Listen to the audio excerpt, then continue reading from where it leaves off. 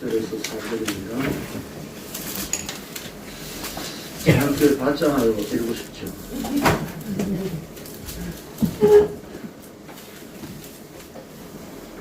지난주에 했던 본문을 오늘 또 합니다. 이것은 로마서 언제 다 해?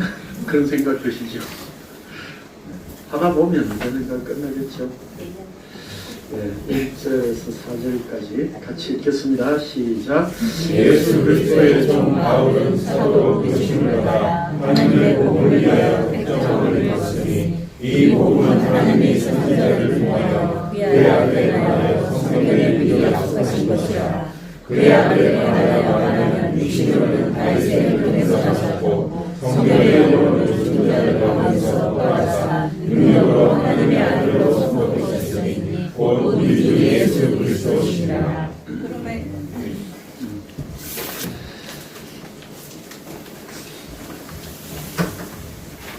우리가 지난주에 나누었던 말씀의 제목이 뭐였죠? 뭐 어제 한 것도 잊어버리는데 지난주 걸 물어보면 되나 그런 마음이시죠?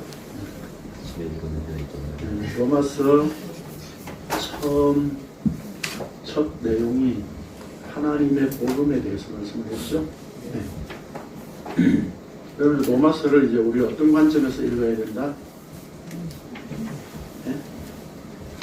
내 복음이 아니라 지 복음도 아니고 너그 복음도 아니고 내가 복음도 아니고 하나님의 복음, 하나님의 복음이라고 하는 관점에서 바울이 종의 입장으로 또 사도의 입장으로 하나님의 복음을 드러내고 있습니다. 그렇죠? 그러면 바울이 자신이 종이라고 했을 때 그 종의 의미는 바로 하나님의 복음이 자기 주인의 것이다 라고 하는 것이고, 바울이 보냄을 받은 자라고 하는 그 사도라고 하는 아포스톨로스의 의미는 바로 보낸 자의 것이죠. 그렇죠? 그러면 하나님의 복음이라고 하는 것은 누구의 것이다? 주인의 것이고 보내신 분의 것이죠. 그래서 우리가 로마서를 이제 앞으로 어떤 관점에서 보아나가야 되느냐라고 하는 어떤 그런 하나의 큰 선언, 기준, 하나의 큰 원칙, 하나의 대주제, 그거를 우리가 지난주에 이제 살펴봤던 겁니다. 그렇죠? 현재 로마서는 이제 우리가 어떤 관점에서 로마서를 읽어 나가야 되느냐라고 하는 것이 이미 정해져 있는 겁니다. 그렇죠? 내 복음, 내 구원, 내 관점, 내 행복, 그런 차원에서 로마서를 읽어 나가야 되는 것이 아니라 하나님의 복음이라고 하는 관점에서. 그렇다면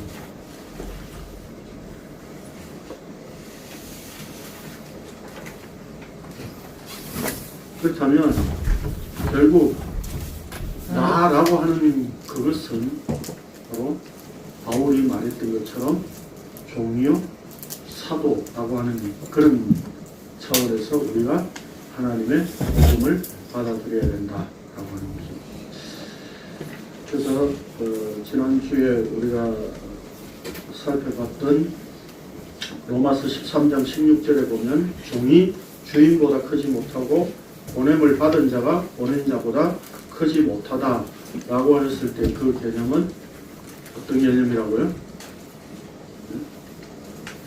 종은 주인과 같은 운명체의 존재, 한 몸이고, 그 다음에 보냄을 받은 자는 보낸 자의 모습으로 드러난다고 했죠. 그래서 누가 보냈느냐에 따라서 그 보내신 분의 그 사신이 되는 거죠. 그렇죠? 그런 점에서 요한복음 13장 16절에서 말씀하고 있는 거기서 보냄을 받은 자라고 하는 건 헬라어로도 아포스톨로스라고 있어요. 그래서 그걸 사도라고 번역을 하지 않고 보냄을 받은 자라고 번역을 한 겁니다. 그러니까 교회의 기초로서 12제자가 사도로서의 역할을 한 것은 맞지만 그 사도라고 하는 보냄을 받은 자의 그 원리는 모든 그리스도인들에게 다 적용되어지는 내용이다라고 합니다. 자, 그래서 일단 대화해 봅시다. 두 번째 로마서 두 번째 강의입니다. 지난주에 제가 몰랐었는데 그 글씨가 폰트가 좀 몇 개 깨져서 나왔었죠. 좀. 제가 그 확인을 하고 폰트를 바꾸어서 이렇게 다시 이렇게 했는데 메일을 보낼 때는 이전에 해놨던 파일을 그대로 보냈던 것 같아요. 그 카톡에 보내드린 거는 제대로 된 거였죠. 자, 봅시다. 약속의 아들입니다. 인간은 각자 자기가 원하는 좋은 소식이 있습니다. 여러분들이 원하는 좋은 소식이 뭡니까? 로또? 또요? 바라지도 않습니다. 아, 포기하신 분 계십니다. 또 우리가 좋은 소식은 뭡니까? 뭐 자식이 잘 되는 거. 뭐 이번 달에 보너스가 2배로 나온다는 거. 뭐 이런 것들이 우리에게는 좋은 소식이 될 수 있겠죠. 그리고 자기가 원하는 좋은 소식이 있습니다. 그렇죠? 자기가 좋아하는 복음이 따로 있다는 뜻입니다. 모든 인간은 선악의 체계 속에 있기 때문에 자기 자신을 기준으로 선이냐 악이냐를 판단하므로 오로지 자기 자신에게 좋은 것만 선입니다. 그래서 우리가 다른 사람들을 이렇게 기준으로 판단할 때도 자기 기준에서 판단하죠. 그렇죠? 누구 그 사람 어때? 그럼 뭐라 그래요? 자기한테 잘해주면 그 사람 좋은 사람이야. 그런 거죠. 자기한테 대우를 잘 못하는 사람, 그 사람 별로인데. 자기 기준이죠. 이 자기가 선입니다. 그렇죠? 왜요? 성악과를 먹은 존재이기 때문에 선악 체계를 기준을 이제 자기 자신이 가지고 있는 거예요. 내 기준에서 선이냐 악이냐를 판단하는 거예요. 이런 인간들에게 복음이란 오직 나를 위한 좋은 소식이어야 합니다. 그렇기 때문에 성경을 볼 때 인간은 이미 자기 구원, 그것을 전제해놓고 보고 있는 겁니다. 그러기에 하나님의 복음이란 나에게 합당하지 않는 것으로 받아들입니다. 우리 김광욱 집사님 표현에 의하면 원치 않는 복음이었죠. 내가 원하지 않는 복음이었죠. 나에게서 나온 것이 아니라면 믿을 수 없기 때문입니다. 인간은 그래서 결국은 자기 자신을 믿습니다. 그렇죠? 어떤 신을 믿어도 자기 자신을 믿습니다. 자기 자신을 위하는 신. 그래서 나에게서 나온 것이 아닐까면 믿을 수가 없습니다. 그렇죠? 이런 점에서 바울 사도는 하나님의 복음을 말합니다. 그것도 예수 그리스도의 종과 사도라는 입장에서 말입니다. 종의 입장에서 주인이 계시며 보냄을 받은 사도라는 입장에서 보내신 분이 존재하십니다. 종은 주인의 것을 말할 수밖에 없고 보냄을 받은 자는 보내신 분의 뜻을 전달할 수밖에 없습니다. 사실은요, 이게 지금 여기 이 로마서를 하면서 지난주에 종과 사도에 대해서 간단하게 표현했는데 앞으로 우리 성경 역사 끝나면 우리 주제별로 오후 공부를 하기로 했잖아요. 그렇죠? 그때 첫 시간에 요한계시록 끝나고 나면 첫 시간에 종에 대해서 하겠습니다. 왜냐하면 이 사실 종을 가지고도 한번 강론을 할 수 있는 내용이거든요. 사도를 가지고도 한번 할 수 있는 내용입니다. 근데 그렇게 하면 너무 이제 오래 걸리니까 사실은 이 로마서를 하면서 좀 가능한 진도를 빨리 빼려고 생각을 하고 있는데 오늘 이 부분은 한번 반드시 해야 될 것 같아서 하는 거고, 그 다음에 이렇게 사이드로 우리가 좀 생각을 해야 되는 어떤 간단한 주제들 있잖아요. 뭐 간단하다고 할 수 없는데 그런 내용들은 오후 공부 시간에 같이 좀 심도 있게 나누도록 그렇게 하겠습니다. 그래서 요한계시록 끝나면 종에 대해서 먼저 하겠습니다.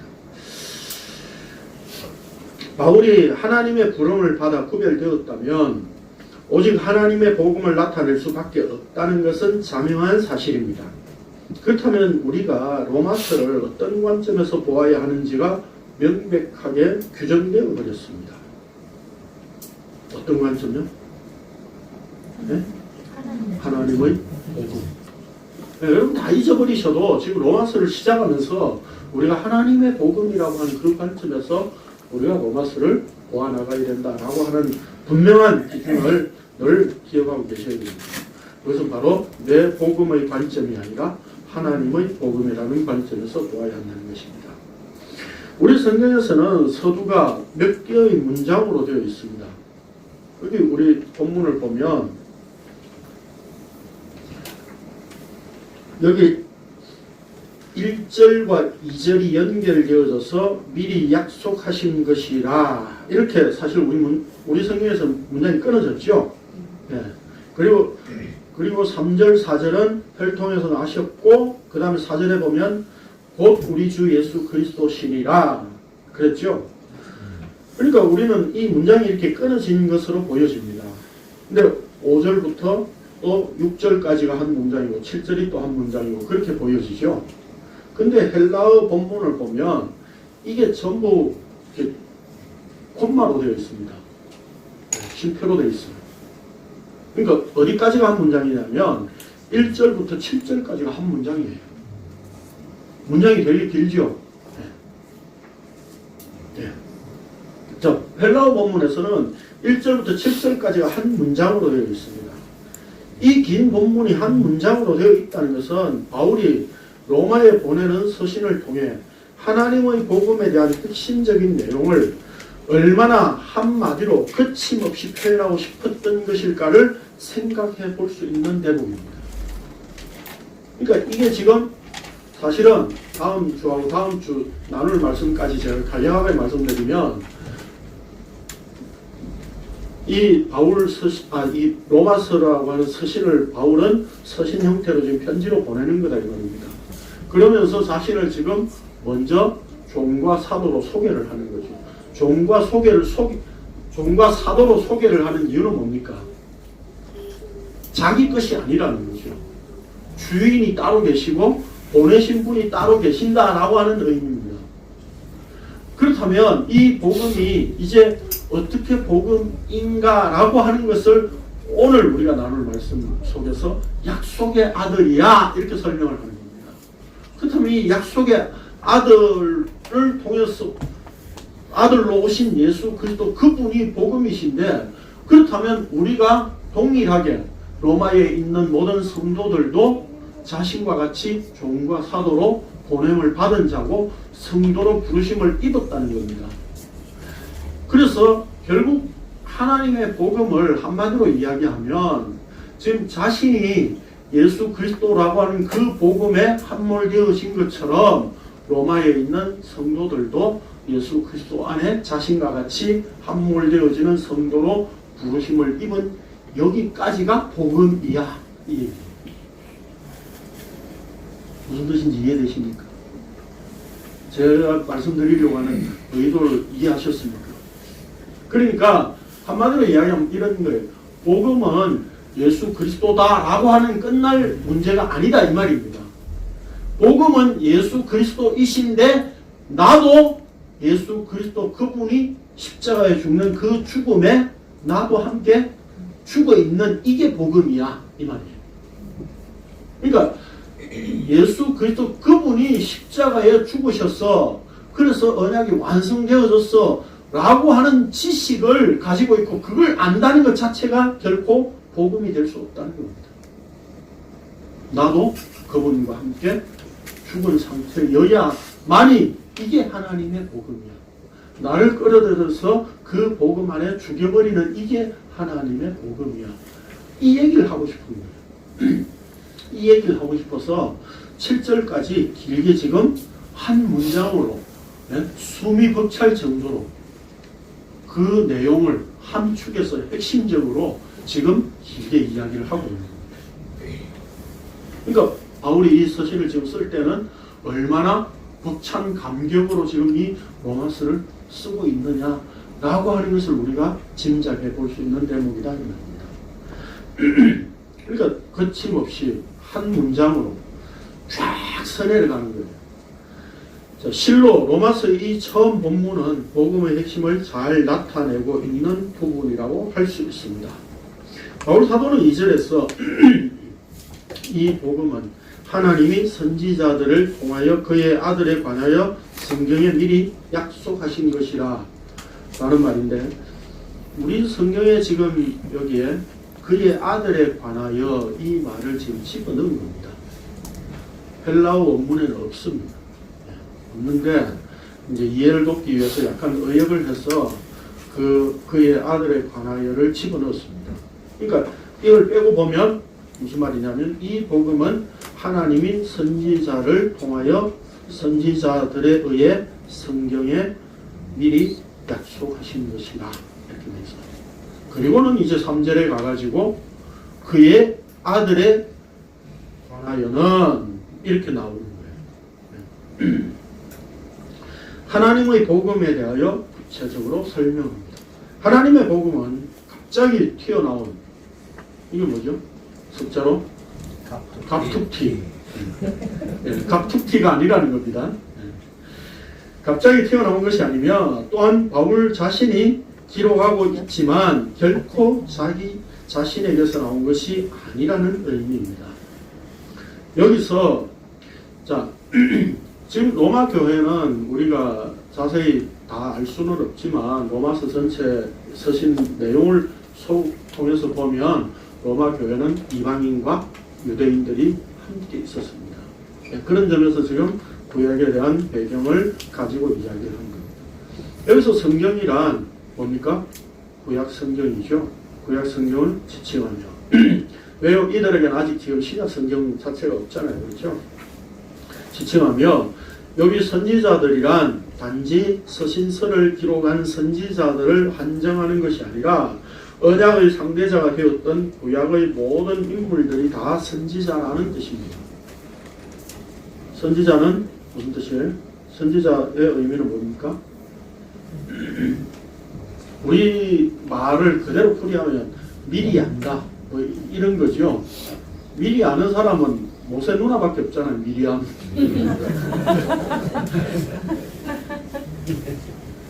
이 선지자라고 하는 말을 우리가 이제 예언자라고 하는 말과 같이 쓰는데, 그 예언자나 선지자는 사실 우리가 번역할 때 그 말의 의미는 미래의 것을 미리 알고 말한다 뭐 이런 의미로 자꾸 이렇게 쓰여지고 있거든요. 그러나 사실 성경의 본래 원어적인 의미는 말씀을 맡은 자라고 하는 뜻입니다. 그래서 예언 이렇게 말할 때는 미리 말한다 이런 개념이 아니라 우리가 예금할 때에 이게 맡긴다라고 하는 개념이잖아요. 그렇죠? 그런 개념으로 이렇게 한자를 다시 이렇게 바꿔 써야 됩니다. 말씀이 맡겨진 자라고 하는 개념이에요. 그래서 그 삶이나 그의 말을 통해서 하나님의 말씀 자체를 드러내고 있는 거예요. 그게 선지자예요. 그러니까 하나님께서 인간 상대자를 세워서 그에게 언약을 주셨다는 의미는 뭐예요? 그를 통해서 하나님의 언약의 말씀이 드러나는 거죠. 그러니까 그런 점에서 다 언약의 상대자들은 전부 다 선지자로 표현하고 있는 거죠. 그런 점에서. 그러므로 하나님의 복음이란 구약과 전혀 상관없이 주어진 것이 아니라 구약의 모든 언약의 인물들에게 주신 약속의 내용이라는 것입니다. 이런 점에서 바울 사도와 히브리서 기록자는 구약에 주신 말씀들이 복음이었다고 쓰고 있습니다. 네, 9절 연달아서 읽겠습니다. 시작. 또 하나님이 나를 이름으로 말미암아 그로 정하신 것을 분명히 알고 먼저 아벨에게 복을 전하되 모든 인간이 이로 말미암아 복을 받으리라 하느니라.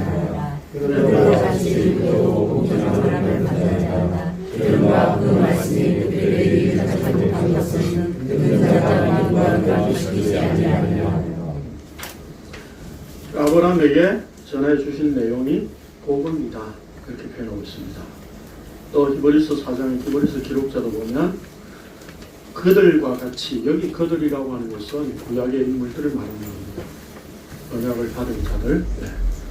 그들과 같이 우리도 복음 전함을 받은 자이다. 그러니까 구약의 인물들도 복음을 전해받은 자다. 그러니까 구약도 우리는 율법이다 이렇게만 생각을 하기 쉬운데 그 율법 자체는 뭡니까? 율법 자체도 그래서 복음입니다. 그 속에 복음을 드러내고 있기 때문에 자, 이제 구약에서 선지자들에게 하나님께서 언약으로 주신 그 복음의 핵심이 무엇인가를 설명합니다.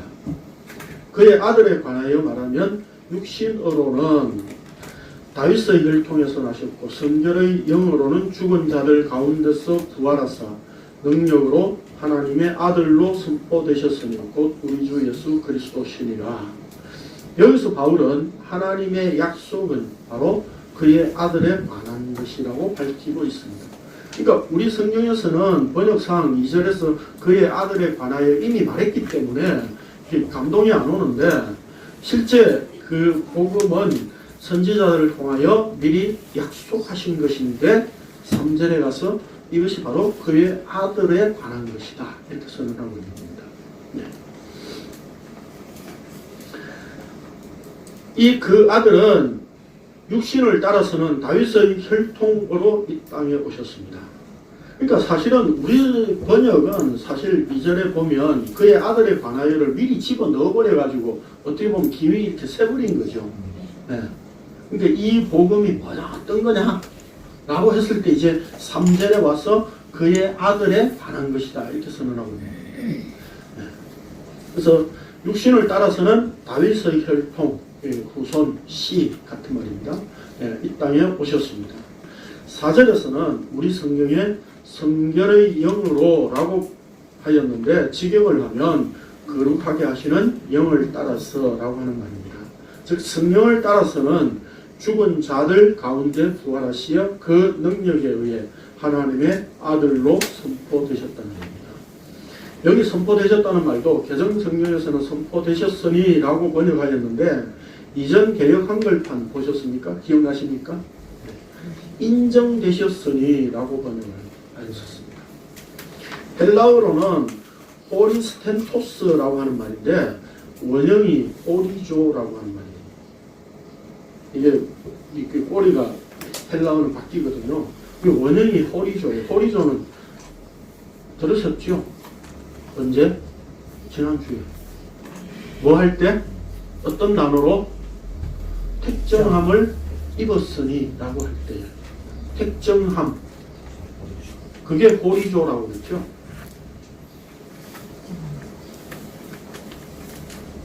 그러니까 그 아포라고 그 택정함을 입었을 때라고 하는 입었다라고 했을 때는 그 아포라고 하는 것은 몸으로부터 멀리 떨어진 뭐 이런 개념이 앞에 이제 전치사 붙었었던 거죠. 그렇죠.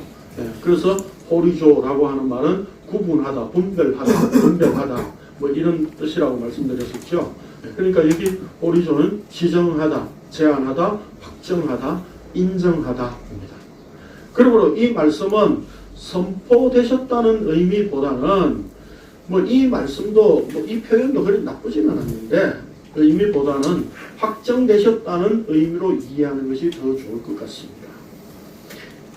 예, 과거의 개역 한글판에 인정되셨다 이 말도 별로 이렇게 좋은 뜻은 아니, 좋은 번역은 아닌 것 같아요. 이 말씀은 예수님께서 부활 이전에는 하나님의 아들이 아니었다가 부활하심으로 말미암아 비로소 하나님의 아들로 인정되었다는 뜻이 아닙니다. 예수님은 하나님의 아들로 이 땅에 오셨고 요한에게 세례를 받으실 때와 변화산에서 하나님의 아들로 이미 드러내셨습니다. 새삼스럽게 하나님의 아들이 된 것이 아니라 이 땅에 오신 목적이 십자가를 지시는 것이었기에 십자가에 죽으시고 부활을 통해 하나님의 아들이심이 확정적으로 드러나 입증되었다는 뜻입니다. 하나님의 아들 되심이 부활이라고 하는 구체적인 사건으로 드러나게 되었다는 것입니다. 육신으로 다윗의 후손으로 오셨지만 십자가에 죽고 부활하심으로 하나님의 아들로 드러내신 이것이 하나님의 언약이었기 때문입니다. 하나님은 이 언약을 창세전에 이미 준비하셨었습니다. 창세전에 하나님께서는 그의 아들과 언약을 맺으시고 자기 백성들을 죄에서 구원하실 계획을 세우셨습니다. 그렇기 때문에 하나님께서 언약을 맺으셨다는 것이 단순히 어떤 한 시대, 한 인물에 국한된 것이 아니라 모든 세대를 다 아우르는 언약이었습니다. 이런 점에서 하나님께서 언약을 맺으실 때에는 언제나 살아있는 자와 맺으십니다. 죽은 자라면 죽은 자를 살려내서라도 살아있는 자와 언약을 맺으십니다. 그러니까 우리는 이 말씀 속에서 뭘 발견할 수 있어요? 무슨 내용을 우리 암시받을 수 있습니까? 네? 하나님의 언약이라고 하는 것은 뭘 전제하고 있다? 죽음과 부활을 전제하고 있다. 그래서 부활의 의미가 들어있는 거예요. 그러니까 죽었다면 죽은 자를 살려내서라도 그 상대자와 언약을 맺으시는 겁니다. 그러니까 죽은 자와는 맺지 않아요. 그러면 이스라엘과 언약을 맺었다, 아브라함과 언약을 맺었다, 이런 내용들은 실제 그렇다면 뭡니까? 그들이 죄로 말미암아 사실 죽은 상태였잖아요. 그렇죠? 그 죽은 상태였다는 이야기는 그들과 언약을 맺을 수 없었다는 이야기입니다. 그렇다면 아브라함과 다윗과 노아와 이런 자들과 언약을 맺었다는 이야기는 뭡니까? 그들을 지금 죽음 가운데서 이미 살려냈다라고 하는 의미가 포함되어 있는 겁니다. 하나님의 언약은 그래서 부활의 세계에서만 통용될 수 있는 것입니다. 죽음의 세계에서는 언약이 통용될 수 없는 것입니다. 그러니까 언약을 상대자와 맺었다, 이스라엘과 맺었다라고 하는 것은 이스라엘을 죽은 자로 보시지 않고 하나님께서 언약 안에 살려둔 자로 보시고 언약을 맺으셨다, 이런 얘기입니다. 그래서 언약의 후손을 이어가신다는 것은 바로 이런 의미입니다. 그러니까 언약을 아담, 노아, 아브라함, 모세, 다윗 이렇게 쭉 언약을 맺으셨다는 이야기는 그 사람과만 맺었다는 이야기가 아니라 이 하나님의 언약은 모든 역사를 아우르는 하나님의 약속이라는 겁니다. 이 약속이 전부 역사 속에 이렇게 펼쳐져 있지만 이 언약 약속을 하나님께서는 자기가 성취하신다는 거죠. 그게 바로 예수 그리스도의 십자가로 말미암아서 온전히 성취하신 내용입니다.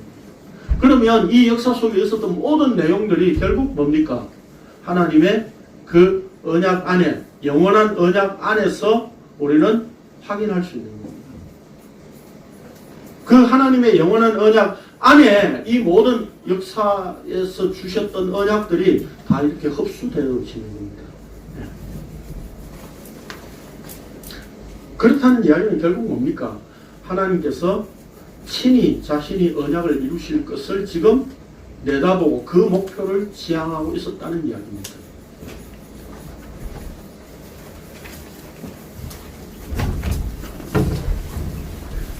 지나가실 때 보니까 아는 분 같은데 지나가시길래 한참 기다렸습니다.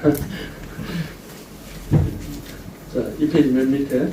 그러므로 다윗의 혈통으로 오셨다는 것은 예수님께서 단순히 다윗의 후손으로만 오셨다는 뜻이 아니라 하나님께서 그 이전에도 그 이후에도 언약을 주셨으며 그 언약을 하나님께서 신실하게 이끌어 오셨다는 뜻이 담겨 있는 겁니다. 그래서 모든 언약은 은혜 언약입니다. 행위 언약이란 없습니다. 다시 말해서 죄인들에게 어떤 행위를 요구하고 순종하면 언약이 이루어지는 그런 방식의 언약은 없습니다. 율법 언약을 혹은 많은 사람들이 행위 언약이다 그런 표현들을 쓰기도 하고 또 아담에게 선악과를 먹지 말라라고 했으니까 그게 행위 언약이다 이렇게 생각하는 사람들이 많은데 결국 하나님께서는 그 아담에게도 선악과를 먹도록 창조하신 거예요. 그래서 그 생명나무라고 하는 그 예수 그리스도를 궁극적으로 보여주시기 위하여서 하나님의 언약 속에는 그 계획이 이미 있으셨던 겁니다. 그래서 아담은 그 선악과로 먹고 죽었어야 되는 겁니다. 그래야 그 생명나무신 예수 그리스도에 의해서 아담이 다시 살아나는 그 은혜를 입는 겁니다. 그래서 언약입니다. 언약에는 반드시 쌍방의 계약에서 어느 한쪽이 깨면 그 언약이 깨어진다는 의미에서 죽음으로 책임을 져야 했습니다. 그런데 하나님께서 언약을 말씀하실 때는 언제나 내 언약이라고 말씀하셨기에 하나님께서 언제나 책임지시기로 하셨습니다. 환원하자면 하나님께서 자신의 죽음을 걸고 언약을 하셨다는 말입니다. 그러므로 하나님의 언약에는 하나님의 죽음이 전제되어 있었습니다. 여러분, 하나님의 언약에 하나님 자신의 죽음이 전제되어 있다. 자기 죽음을 걸고 언약을 하셨다. 이런 내용으로 되어 있는 경전의 종교를 보셨습니까? 아니, 어떤 신이 내가 죽겠다, 내가 죽어야만 너희가 살아 라고 하는 그런 신이 있느냐 이 말입니다. 어떤 종교에. 그러니까 복음이라고 하는 것 자체는 인간이 이해할 수 없는 겁니다. 아니, 인간들에 의해서 맞아 죽은 하나님, 십자가에 매달려 죽은 하나님, 그런 하나님을 우리가 어떻게 믿을 수 있느냐. 아까 서론에서 말씀드렸죠. 인간들은 뭐예요? 자기한테만 나온 것만 믿어요. 그러니까 어떤 우리가 종교 생활을 한다는 것 자체도 결국 내가 어떤 신을 믿는다라고 하는 것은 내 속에서 어떻게 조작해낸 신으로 만들어 믿느냐라고 하는 문제예요, 사실은. 제가 지금 한 말이 이해되십니까? 네. 내 속에서 그 하나님을 조작해내고 있다니까요. 우리가 성경을 보더라도 나한테 필요한 신으로 조작하고 변개해서 성경의 내용들로 이렇게 증거들을 짜맞추고 있는 거예요. 그게 우리가 소위 말하는 성경 공부한다 하는 거예요. 그래서 성경을 읽으면 늘 내 구원, 내 입맛에 맞는 하나님, 예? 그런 하나님으로 우리는 믿고 싶은 거예요. 그래서 그런 하나님으로 내 속에서 조작해낸다니까요. 그래서 예전부터 제가 말씀드리는 인간은 태어나면서부터 이단이다. 이단이 뭐 신천지 이런 것만 이단이 아니에요. JMS 신체 검사한다고 만져주는 그게 뭐 성령이 임하는 것이라고. 네? 그 JMS도 원래 그걸 풀어가지고 또 갖다 붙인 거죠. 그렇죠. 지저스 모닝스타라 그러대요. 원래? 그걸 갖다 붙인 거예요. 지저스 모닝스타가 뭡니까? 동방의 아침에 태어난 예수라 이 말이죠. 자기가 조작했던 그런 사람들이 아니더라도 인간은 본래 자기 속에서 하나님을 조작해내고 있습니다. 자기가 원하는 신으로. 자, 이런 점에서 하나님께서 예수 그리스도로 이 땅에 오셔서 십자가 죽음으로 언약을 온전히 성취하셨으며 부활로 그 언약이 확정되셨음을 나타내셨습니다. 하나님의 언약을 근거로 주신 것이기에 바울이 하나님의 복음이라고 선언한 것은 지극히 당연한 결과입니다.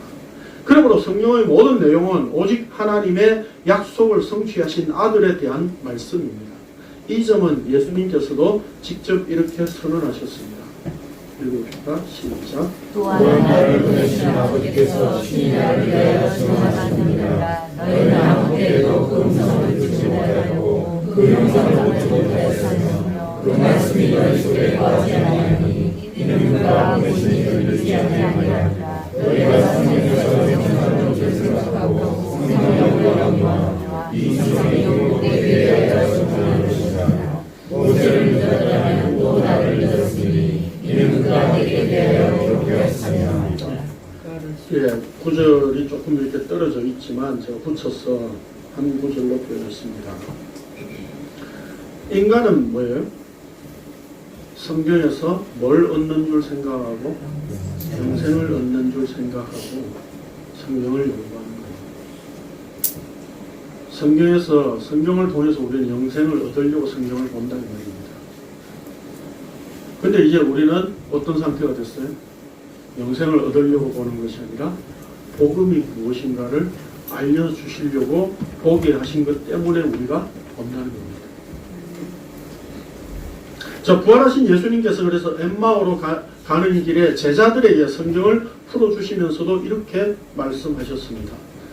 시작. 이르시되 변화하고 선자들이 말한 모든 것을 마음에 거둔 믿는 자들이여 그리스도가 이런 분을 하고 자기의 영광을 말씀하시고 이에 모세와 모든 선지자의 글로 시작하여 모든 성경의 말씀과 자기의 말한 것을 자세히 설명하시니라. 구약 성경의 모든 내용들이 다 자기 자신에 관한 예수 그리스도에 대한 내용이라고 설명해 주셨습니다. 부활하신 이후에 히브리서 기록자는 아들로 말씀하신 이것이 마지막 계시가 주어진 것이라고 선언하였습니다. 하나님의 아들의 이 땅에 오심, 그것이 언약이 궁극적으로 지향하는 바였기 때문입니다. 시작. 옛적의 선지자들을 통하여 여러분과 여러 양으로 우리 조상들에게 말씀하신 하나님이 이 모든 날 마지막에는 아들을 통하여 우리에게 말씀하셨으니 이 아들을 만유의 상속자로 세우시고 또 그로 말미암아 모든 세계를 지으셨느니라. 이 말씀을 누차 말씀드리듯이 예수 그리스도가 이제 오셨기 때문에 세상이 끝이다, 그런 뜻이 아니라고 그랬죠. 아들을 보내셨기 때문에 이제 끝을 내신 거다, 이 말입니다. 마지막에 아들로 말씀하셨다는 이야기는 이제 더 이상 없어. 그렇다면 결국 아들로 말씀하셨기 때문에 이 모든 역사는 이제 아들로 종결되어진다는 뜻입니다. 그래서 지금 예수 그리스도의 십자가로 하나님의 뜻이 다 드러난 이 때가, 그래서 제가 종말이라고 말씀드립니다. 그래서 종말. 종말하면 하수 종말 처리장만 생각나죠?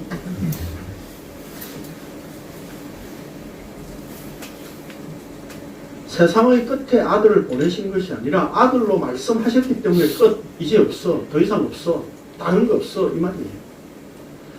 그래서 바울 사도는 데살로니가 회당이었어도 로마의 감옥에서도 성경을 가지고 강론하되 그 내용은 철저히 예수 그리스도였습니다. 두 절 시작. 바울이 자기의 전에도 그들에게 들어가서 새 안식일에 성령을 가지고 강론하며 스스로 그리스도가 혈을 받고 죽은 자 가운데서 사는 사람을 것을 전하고 너희에게 전하는 이 예수가 곧 그리스도라. 그들이 날짜를 잡아 저와 예수가 집에 나가며 바울이 안식일로 강론하여 하나님의 나라를 전하고 오직 율법과 선지자의 말을 가지고 예배하여 하더라. 바울은 전부 성경을 가지고, 구약 성경을 가지고 뭘 전했다고요? 예수 그리스도를 전했다.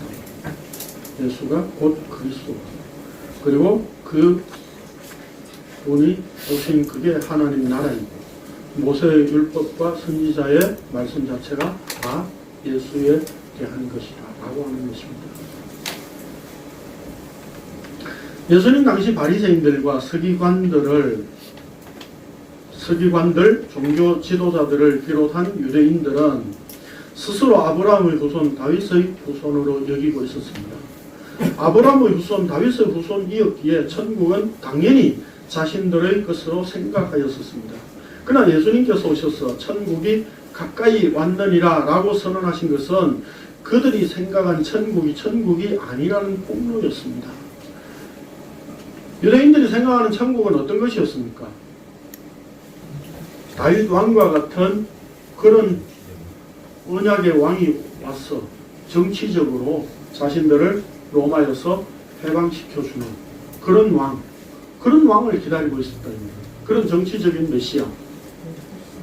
그러니까 그러니까 그들이 원하는 천국 어떤 것이었습니까? 로마의 압제에서 해방되어져서 잘 먹고 잘 사는 것. 그게 그들이 가진 천국관이었습니다. 사실 오늘날 교회도 이와 하나도 다를 바가 없잖아요. 그렇죠? 예수 믿어서 우리가 행복하게 살게 된 겁니다. 이것이 천국이라고 가르치고 있는 거죠. 그래서 김밥 천국이라고 맨날 김밥만 먹고 있으면 천국인 줄로 아는 거죠.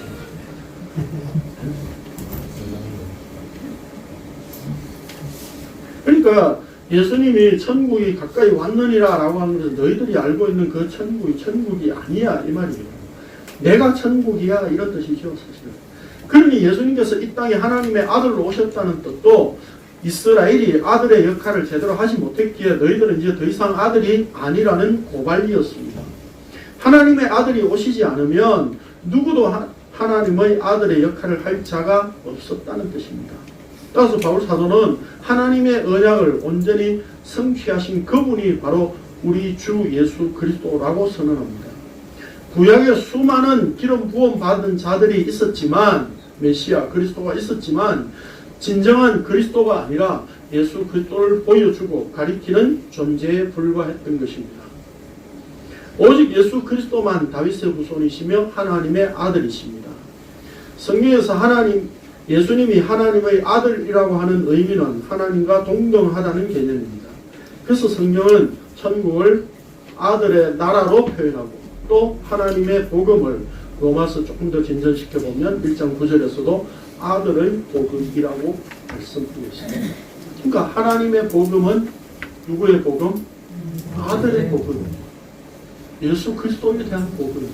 예수 그리스도 그분이 복음이십니다. 그래서 그 약속의 아들 안에서만 천국 그 생명을 누릴 수가 있는 겁니다. 약속이 완성되었다는 것은 이제 이 땅에 어떤 것도 거부하는 상태가 된 겁니다.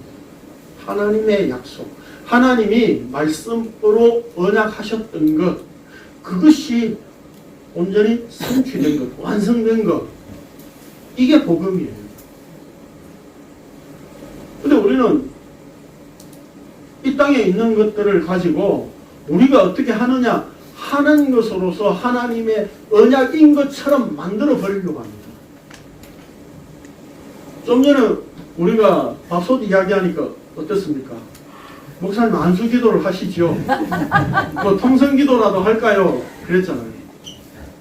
저것도 안 되는 걸 되게 하는 것을 우리는 기도나 안수기도 이런 것들로 만들어내려고 한다 이 말입니다. 그렇죠? 그래서 하나님의 언약이 밥을 한다니까요. 무슨 뜻인지 이해되십니까 지금? 하나님의 언약이 밥을 하든 안 하든 상관없습니다. 그렇죠? 우리는 그 하나님의 언약 자체로만 내 속에 담아지면 그게 생명이고 그게 천국이라는 말입니다. 그러니까 거기에 밥이 되든 안 되든 밥솥과 아무나 상관없는 겁니다. 사실은. 근데 우리는 이 땅에서 뭔가 이렇게 우리의 힘으로 기도로 종교 행위로 되어지는 것이 마치 그게 언약인 것처럼 그렇게 우리는 만들고 싶은 거예요. 예를 들면 이런 겁니다. 제가 어떤 책을 읽어보니까 과학에 브라운 운동이라고 하는 것이 있습니다. 브라운 운동이 뭡니까? 이게 물에 꽃가루나 뭐 종이배나 만들어서 이렇게 올려놓으면 움직이잖아요. 그렇죠? 그 움직이는 게 이 종이배를 만드는 그 배가 엔진이 갑자기 생겨가지고 움직이는 겁니까? 아니면 그 꽃가루를 이렇게 물 위에 던졌는데 그 꽃가루가 뭔가 갑자기 이렇게 살아나서 이렇게 움직이는 겁니까? 아니죠. 과학에서 규명된 게 뭡니까? 그 물의 분자 운동으로 움직이는 거잖아요. 그렇죠? 그 메커니즘을 우리는 종교 생활에도 도입하려고 하고 있는 거죠.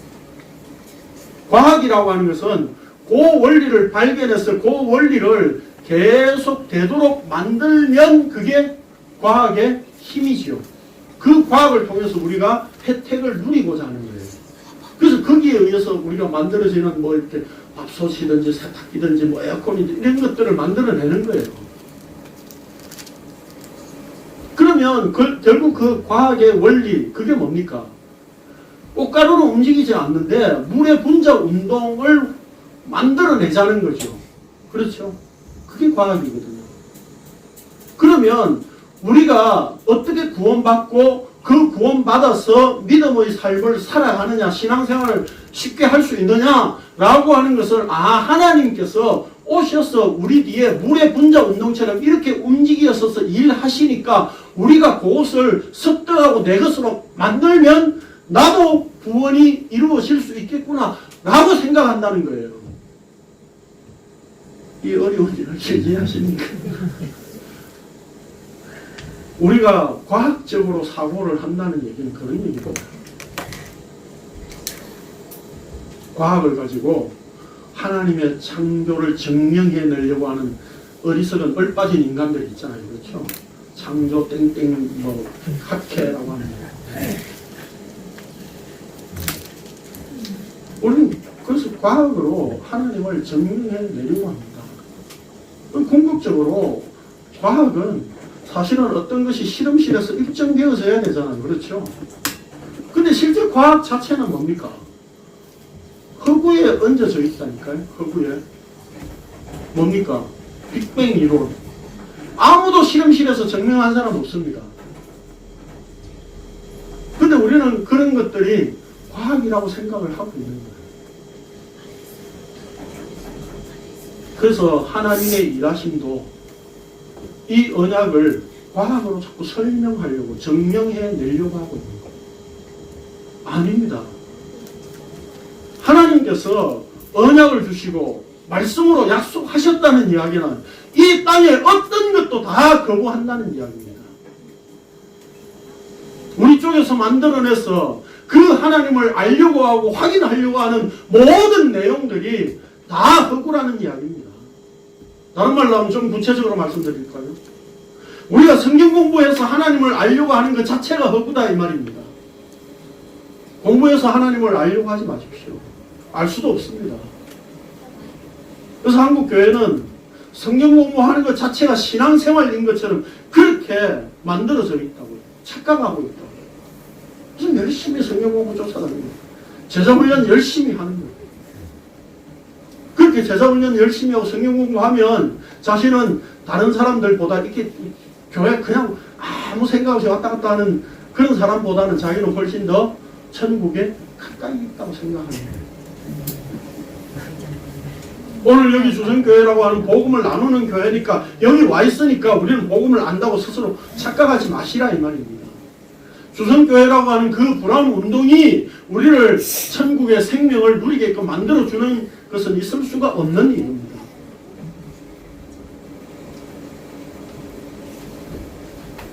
바로 하나님의 복음, 이 하나님의 복음이 내 안에 밀고 들어와서 나를 사로잡아야 되는 문제입니다. 그 말씀이 받아들여지고 어느 순간 믿어져야 되는 겁니다. 내가 공부해서 이해하고 내 속에서 지식으로 차곡차곡 쌓으면 하나님의 구원과 관계 있는 자가 되는 것이 아닙니다.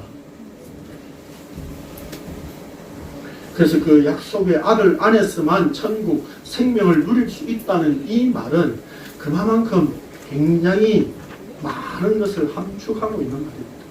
우리의 모든 것들을 거부한다는 뜻이 담겨 있는 말입니다.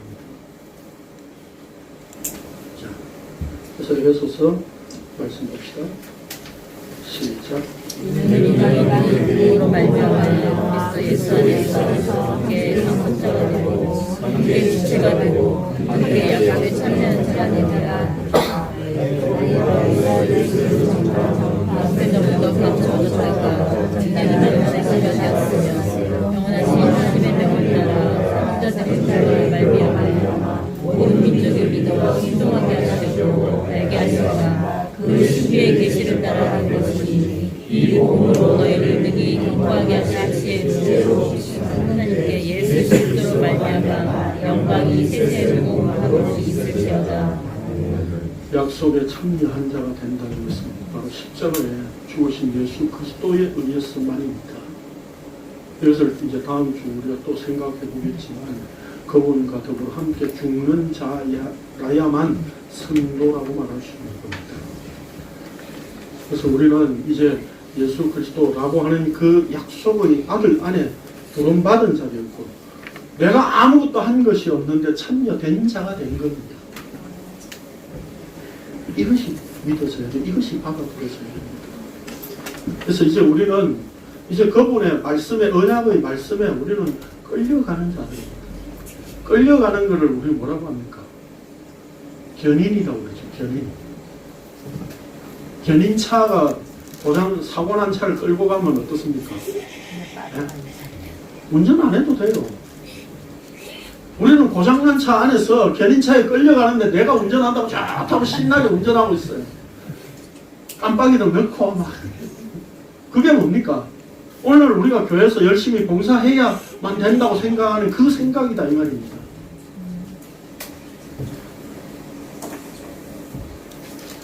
그러면 아까 죽음이 전제되는 부분이라고 하셨잖아요. 그러면 하나님께서 아담과 하와를 창조하실 때 죽음이 전제로 하면서 만드신 거예요. 그 죽음을 통해서만 생명을 알 수 있고 누릴 수 있기 때문입니다. 결국에 뭡니까? 하나님의 모든 언약, 약속은 누굴 지향하고 있느냐? 예수 그리스도를 지향하고. 그래서 하나님께서 내가 죽어서 너희들을 생명으로 다시 살릴게 이 말씀이에요. 이게 복음이에요. 이게 복음이에요. 근데 우리는 종교 생활을 자꾸 갖다 들이대면서 늘 하나님 앞에 이거 괜찮지요, 저거 괜찮지요. 우리가 기도를 얼마나 할까요? 맨날 이런 거죠. 성경을 얼마나 읽을까요? 주를 위해서 어떻게 살까요? 맨날 이런 거죠. 그냥 복음에 의해서 하나님의 언약의 말씀에 의해서 붙잡혀지는 상태, 그게 생명이고 그게 구원입니다. 네.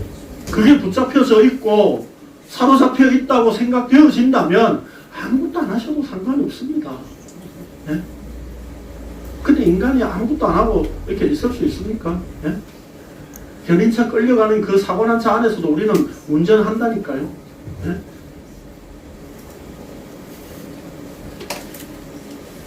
복음을 알게 되면 기도를 어떻게 할까요? 기도할 게 없네. 기도 안 해도 됩니까? 늘 이런 질문이에요. 네? 예, 안 하셔도 괜찮습니다. 안 해도 된다고 생각한다면.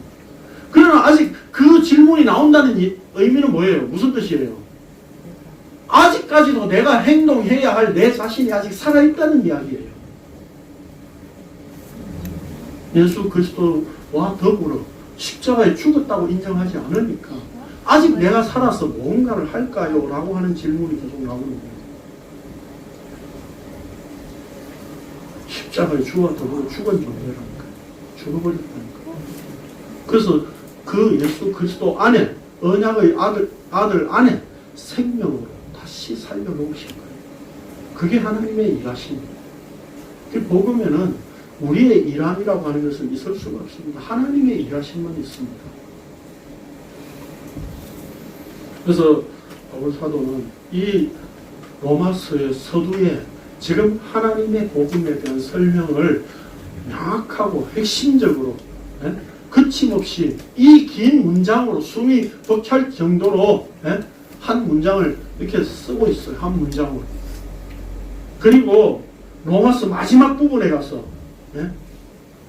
또 여기 다시 봅시다. 제가 읽을게요.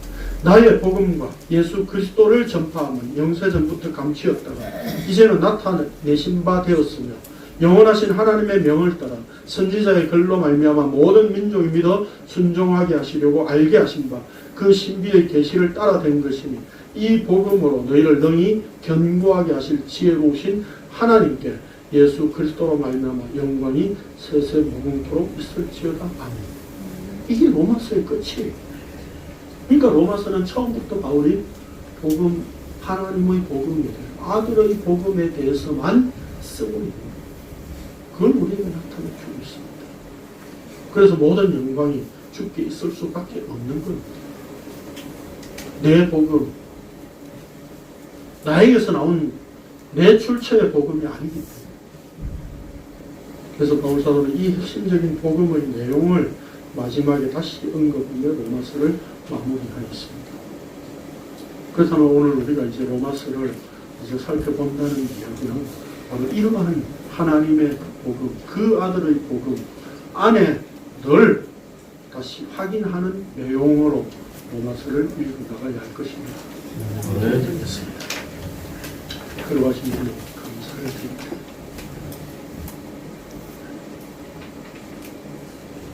우리의 모든 행위들이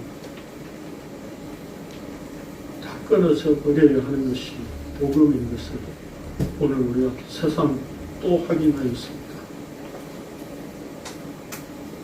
거기에 나의 행위는 개입될 수 없고 하나님이 말씀하셨고 그 말씀대로 행하셨기 때문에 하나님의 행하심만이 은혜로 주어진 이것이 언약이고 약속이고 복음인 것을 우리가 오늘도 확인하게 하심을 감사를 드립니다. 실로 십자가에서 다 이루었다라고 선언하신 그 선언이 내 것으로 받아들여진 이 복음이기에 오늘도 우리는 이 땅에서 내가 종교생활을 하려고 하고 내가 살아나가려고 하는 모든 것들을 끊어버릴 수밖에 없는 상태인 것을 날마다 말씀 안에서 확인하게 하여 주옵소서. 그래서 세세 무궁토록 오직 예수 그리스도 그분만 영광 받으시는 그 일에 이 약속에 동참되어진 것이 우리가 영광이요 감사요 찬양인 것을 날마다 확인하며 주님 오실 때까지 이 믿음을 서로 나눌 수 있도록 저희에게 은혜를 베풀어 주옵소서. 예수님의 이름으로 기도드리옵나이다.